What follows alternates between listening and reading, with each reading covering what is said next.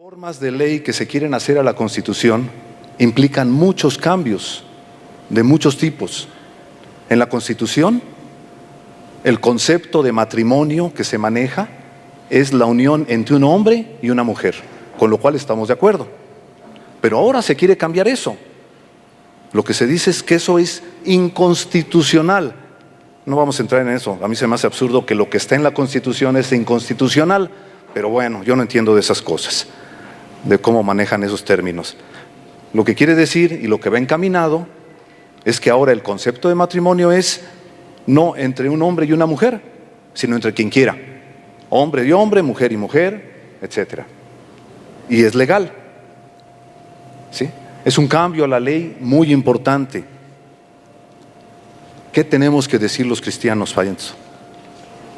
¿Tenemos algo que decir? ¿O es algo que ni nos debe de preocupar? Hay lugares del mundo que ante estas situaciones y los temas relacionados, como los movimientos homosexuales, los derechos que se pelean y disputan, etcétera, algunos en algunas partes del mundo toman posiciones extremas, agreden, golpean, limitan, meten a la cárcel, ¿sí?, a personas homosexuales. En otras partes del mundo o en otras partes de la sociedad humana, quizás nadie hace nada, ni piensa, ni reflexiona, y total es así, pues que sea así, es su vida, ya ellos lo que quieran, punto. Son posiciones extremas. Como cristianos, ¿qué tenemos que decir? Seguramente, cada uno de nosotros tiene alguna posición inmediata ante esto. Algunas personas pueden reaccionar muy fuertemente ante el tema. El tema es muy delicado. Algunos son muy sensibles.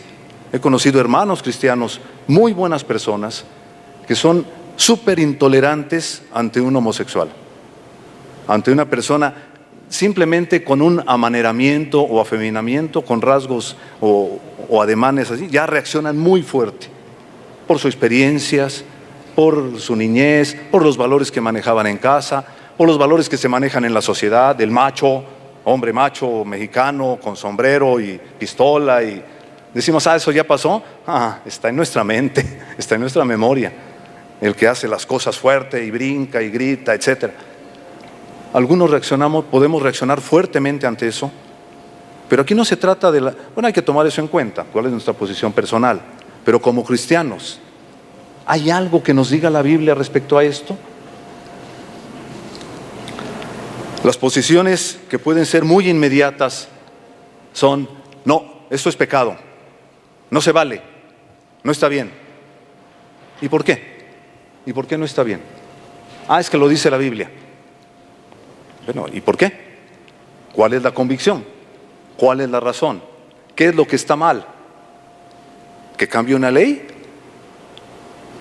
Esta situación de la unión entre personas del mismo sexo está desde antes. ¿La hemos atendido como iglesia? ¿O va a pasar lo mismo que ha pasado con otros temas como el aborto o la revolución sexual de los 60s, donde hemos dejado que la sociedad marque la pauta? Claro, no vamos a ponernos a pelear o a cambiar el gobierno por eso, pero ¿qué posición tenemos? ¿Qué actitudes vamos a tener? ¿Con qué convicción vamos a hacer, a decir o a pensar? Creo que un problema que tenemos ante esto como iglesias es que no tenemos una teología del matrimonio y la familia clara, con convicciones. Damos por sentado que el ser humano, nuestros hijos, nuestras hijas, cuando tienen cierta edad, se van a casar y punto. ¿Y eso qué significa? ¿Y eso qué es? Pues es lo más normal, es que toda sociedad humana lo hace, es que para eso nos creó Dios, etcétera, etcétera. Sí, pero ¿qué significa? ¿Qué implica? ¿Qué nos dice la Biblia respecto a esto? En toda sociedad humana existe la práctica del matrimonio. Qué casualidad que culturas que nunca se comunicaron entre sí. Ahora sí, hay mucha comunicación, etcétera. Pero desde la antigüedad, en todas las sociedades existe el concepto y la práctica. ¡Qué casualidad! Digo casualidad porque no es algo cultural entonces, ¿verdad? Es algo que viene más allá de la cultura. Entendemos que viene desde la creación. El matrimonio no es invención del ser humano. El matrimonio es idea de Dios. Es un regalo para la humanidad, un precioso regalo. Y hay razones importantes para esto. En Génesis 1 y 2 podemos encontrar, para empezar en Génesis 1, 26 al 28, podemos encontrar 3 razones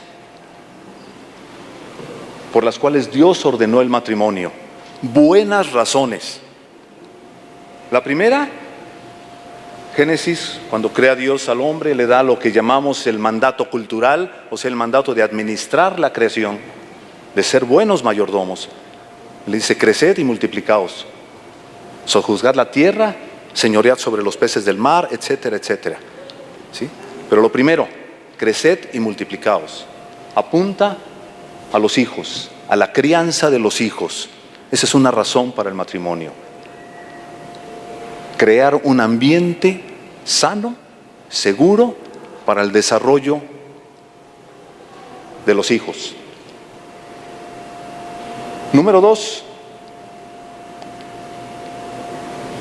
antes de crear a la mujer, en Génesis 2, Dios dice, no es bueno que el hombre esté solo. El hombre ya tenía una relación con Dios, ya tenía un trabajo que hacer, labrar el huerto, tenía un ministerio, señorear sobre los animales, ponerles nombre, poner nombre a un animal implicaba, o a los animales implicaba señorear sobre ellos, era parte del cumplimiento del mandato. Y sin embargo Dios mismo dice, no es bueno que el hombre esté solo. A pesar de todo lo que ya tenía el hombre, dice, necesita a alguien más. Y crea a la mujer, digámoslo así, entra en el proyecto ayuda idónea. Pero no nos quedemos en la idea nada más de que la ayuda es la mujer para el hombre. También el hombre para la mujer, es mutuo. ¿A poco no varones necesitamos la ayuda de la mujer? ¿Y a poco no mujeres necesitan la ayuda del hombre? Mutuamente, no dependencia. La dependencia es yo te sostengo y te cargo. Más bien interdependencia, unidos, entrelazados, perdiéndose uno en el otro, para entonces cumplir el propósito de Dios. Ese mandato de administrar la creación, de sojuzgar la tierra, etcétera, etcétera, es dado a los dos. En la iglesia hemos fallado mucho, porque tradicionalmente se ha interpretado, aunque la modernidad y todos los cambios lo hacen variar, pero sigue marcándose, de que la orden de administrar la creación es para la mujer de la puerta de la casa para adentro y para el hombre de la puerta de la casa para afuera. Y nos hemos perdido de muchísimo por no trabajar juntos. Ah, no, hermano, la mujer ya trabaja. Sí, pero ¿quién hace las labores de la casa cuando termina el trabajo de fuera? ¿Dónde quedamos los varones en esas labores? ¿Mujeres me acompañan al auto después cuando me vaya? Por si acaso. Acompañarse mutuamente en esta tarea. Y acompañarse con cariño, con afectividad, con amor. Nos perdemos de mucho cuando decimos, es que los hombres somos más lógicos, más fríos, y la mujer más emocional. ¿Y quién da la carga emocional en el matrimonio? La mujer. Hace poquitito, a la semana pasada, estuve en un evento donde fui parte de un equipo pastoral, un evento de representantes de 159 países se reunieron, cristianos, grupos estudiantiles que dan testimonio en las universidades, y una hermana me dijo, no tengo grandes problemas, pero quiero platicar. Me dice, estoy llevando la carga emocional del matrimonio. Mi esposo es muy frío. Lo amo, pero estoy aguantando y estoy viendo que esto y esto y esto. ¿Cuánto tiempo vas a aguantar?, le dije. En 5 años, ¿cómo puede ser esto? ¿Necesito hablar más? Sí, necesitan hablar más, explicarse, etc. Acompañarnos mutuamente. ¿Sí? Segunda razón es entonces,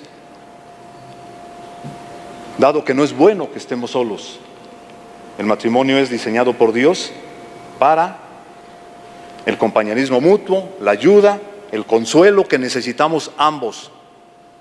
Ambos necesitamos eso. Y la tercera razón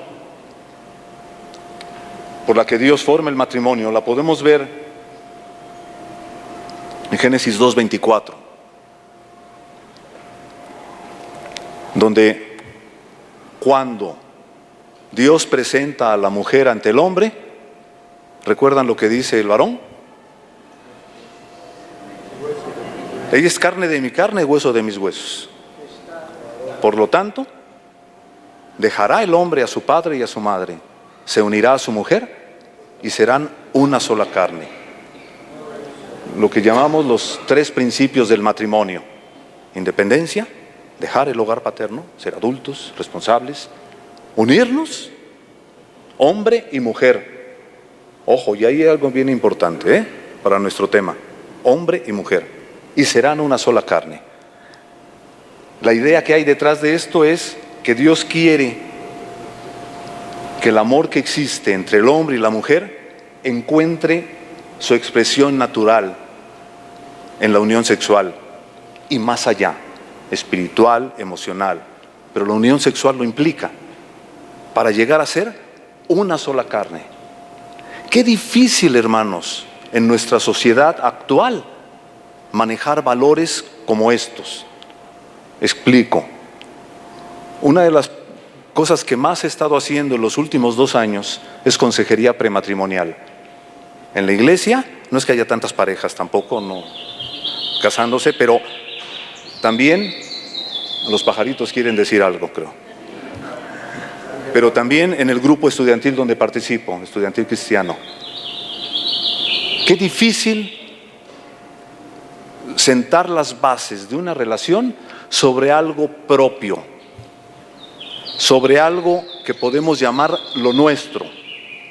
Cuando yo le digo a los que se van a casar, ¿cómo piensan manejar las finanzas? Bueno, yo tengo mi salario, él tiene su salario, y pues ahí vamos a ir. Yo voy a cubrir esta área, él va a cubrir la casa, él va a pagar el auto, yo voy a pagar la casa. Y les digo, ¿y por qué no juntos? Porque de pronto se quedan sin casa, si se queda uno sin empleo. ¿Por qué no juntos? ¿Por qué no construyen lo que pueden llamar lo nuestro? ¿Cómo llegar a ser una sola carne, según el mandato de Dios, cuando en lo que es contable, palpable, material, no podemos tener acuerdos comunes, por ejemplo? Y hay una tremenda resistencia a manejar un concepto de lo nuestro. Pregunto esto porque todos estamos de acuerdo y seguramente hemos leído muchas veces estos textos bíblicos. Dejará el hombre a su padre y a su madre, se unirá a su mujer, serán una sola carne. Decimos amén, lo leemos cada vez que hay boda, etcétera, etcétera. ¿Y cómo lo vivimos? ¿Cómo realmente lo vivimos? No tenemos un pensamiento crítico como cristianos, guiados por la palabra de Dios, para aplicar esto. Dios quiere entonces que criemos hijos dentro del matrimonio. Dios quiere que nos acompañemos mutuamente, que nos apoyemos. Y Dios quiere que lleguemos a ser una sola carne, que criemos lo nuestro propio. Ya no mi familia ni la de mi esposa es la que manda, sino la nuestra. Y esto es muy necesario, por eso existen tan chistes malos sobre las suegras, ¿verdad? Porque es la manera de reírnos un poco de las cosas que a veces luchamos, ¿no? Pero ¿por qué existen? Porque no hay independencia de los hogares paternos, etcétera, no se puede crear lo suyo propio. Ahora, esto tiene implicaciones todavía más profundas. estos textos. Tenemos que notar que cuando el texto bíblico nos dice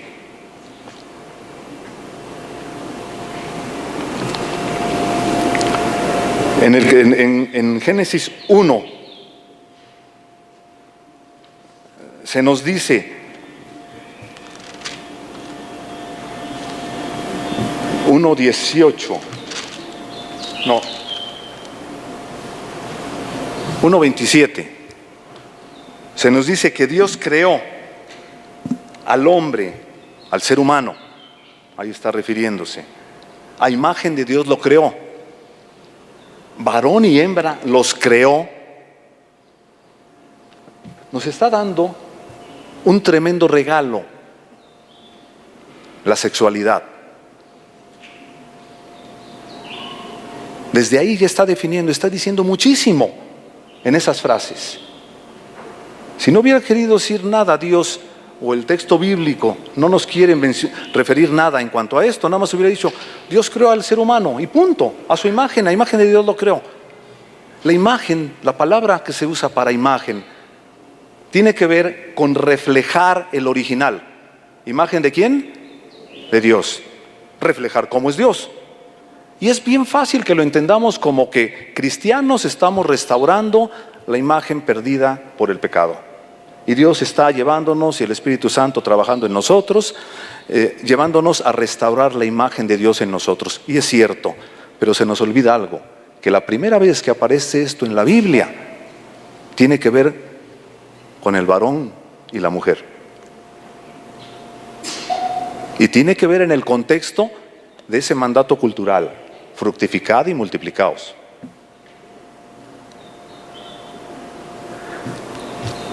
¿Y cómo nacen los niños? Pues todos lo sabemos, ¿verdad? Los trae la cigüeña. No. ¿Y todo cómo nacen? Pues con el ejercicio responsable, es el plan de Dios, de nuestra sexualidad. Entonces Dios está diciéndonos, les regalo algo muy valioso y muy bonito. Ser hombre, ser mujer. No es elección del ser humano. Dios definió las normas. Ahí están en la Biblia. Es lo natural. Y tiene un sentido, una razón de ser. Ya vimos algunas. Todas estas pueden desglosarse y deben de reflexionarse en diversos ámbitos. No es el momento de ahondar más. Pero esto que habla de la imagen de Dios en el hombre y la mujer, en los dos, igualdad de género, tenemos que rescatar mucho hombres y varones y mujeres dentro de la iglesia. Los dos con la misma imagen de Dios. Los mismos derechos, los mismos privilegios, las mismas responsabilidades. Ese es el plan de Dios. Esto es una declaración. Dios creó al hombre, ser humano, a imagen de Dios lo creó, varón y hembra los creó. Es una declaración que relaciona estrechamente la imagen de Dios a la sexualidad humana. Nuestras diferencias de género, como hombre y mujer, son parte de cómo entendemos quién es Dios. Dios no es ni hombre ni mujer, es ambos. ¿Cómo? No sé. Pero algo nos está diciendo, algo así nos está diciendo.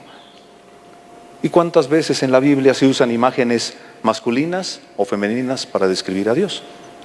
Y se usan imágenes hermosas, también duras. Es muy importante la unión y la fidelidad, las bases del matrimonio que Dios quiere. ¿Cuál es la palabra favorita para Dios?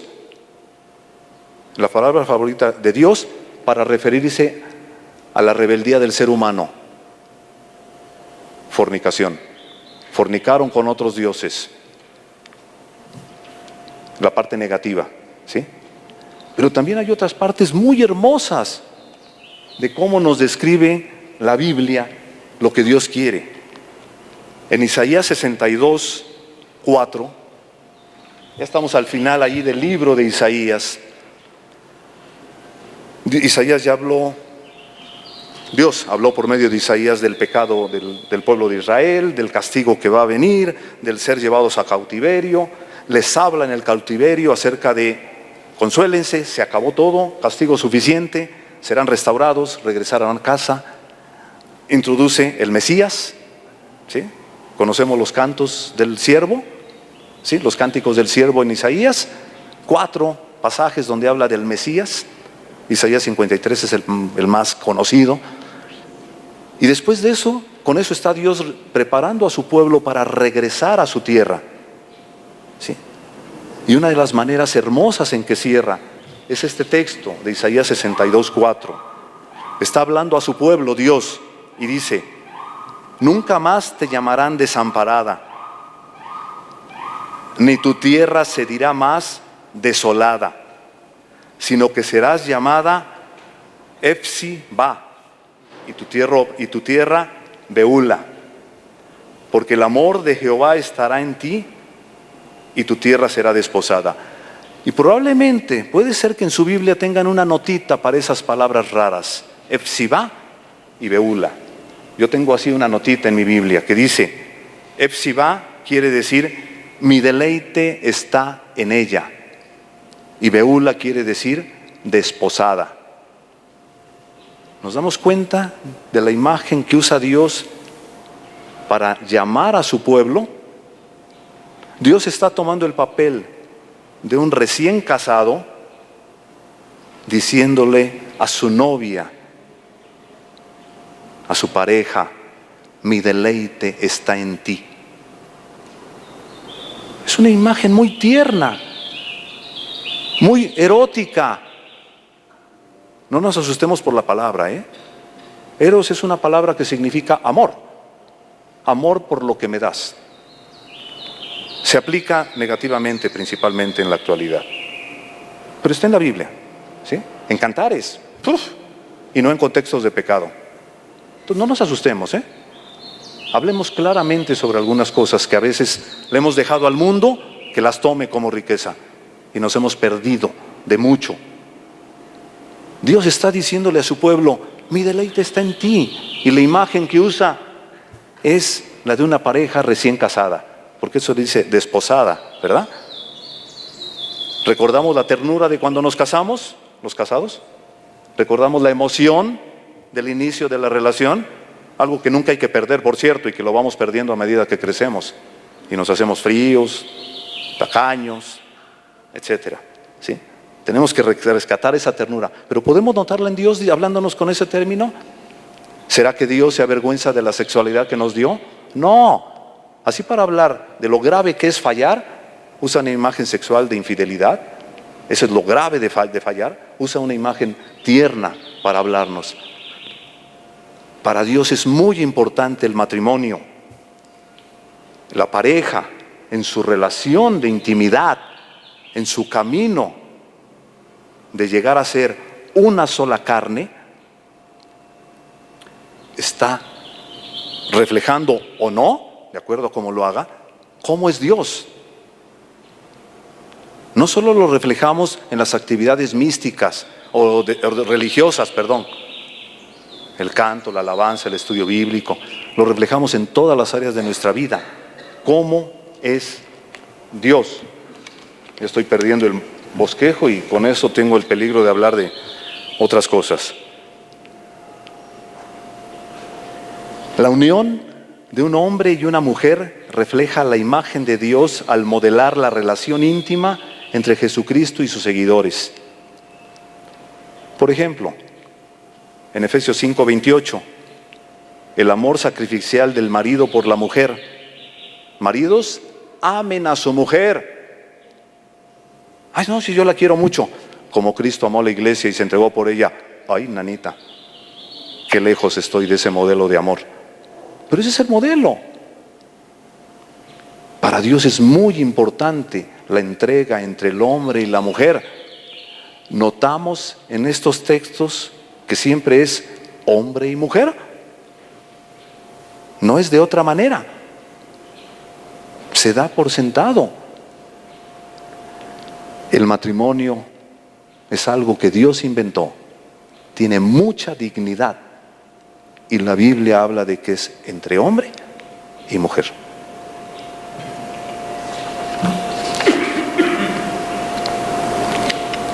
Tiene el matrimonio entre hombre y mujer, su origen en el propósito original de Dios. Ya lo vimos.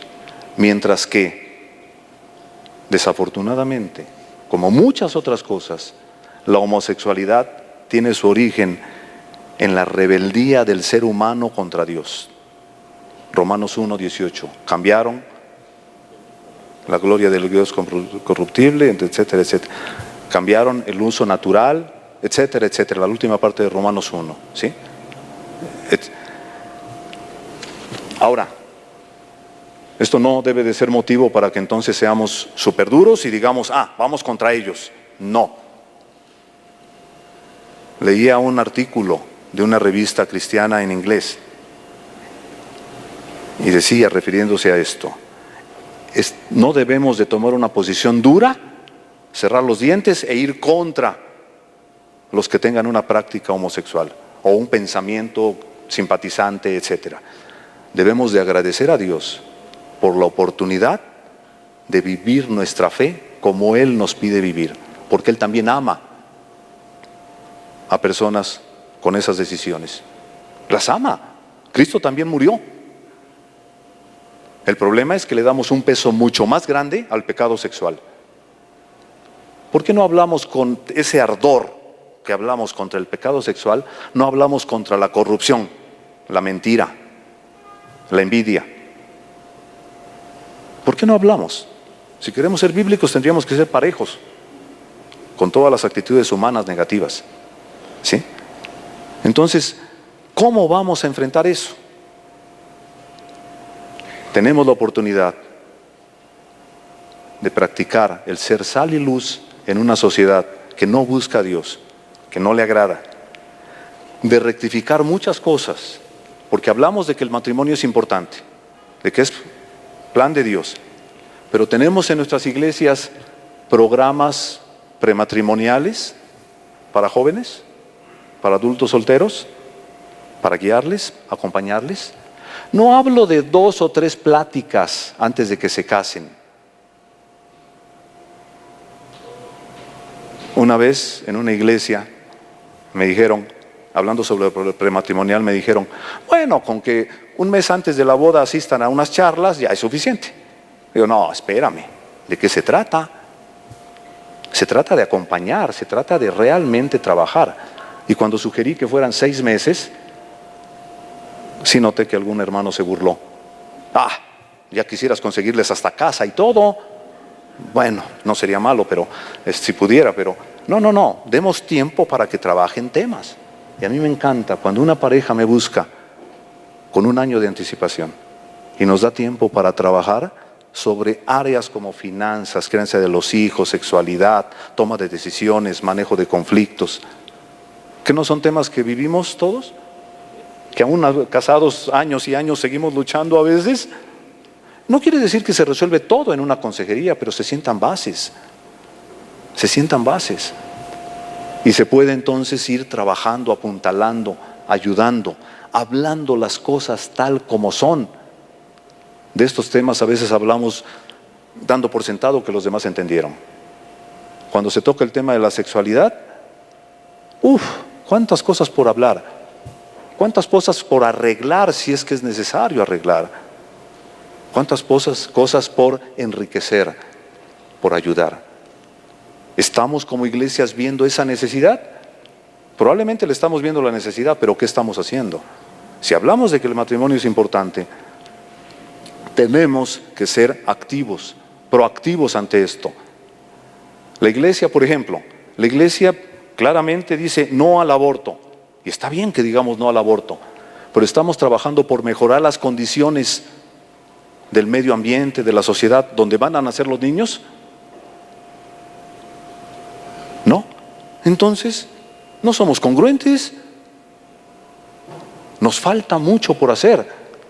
Esta es una oportunidad de retomar lo que Dios nos llama, de tener claridad, de reflexionar juntos sobre lo que implica ser creados a imagen de Dios, varón y hembra, llamados a unirnos para apoyarnos, sostenernos, crecer juntos, respetarnos mutuamente, hombre y mujer.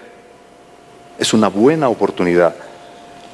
Y qué bueno que se da esa oportunidad para iniciarlo aquí en la asamblea, con las preguntas guías. Y esto deberá de llevarnos a reflexiones en los distritos, en las iglesias, a ir preparándonos.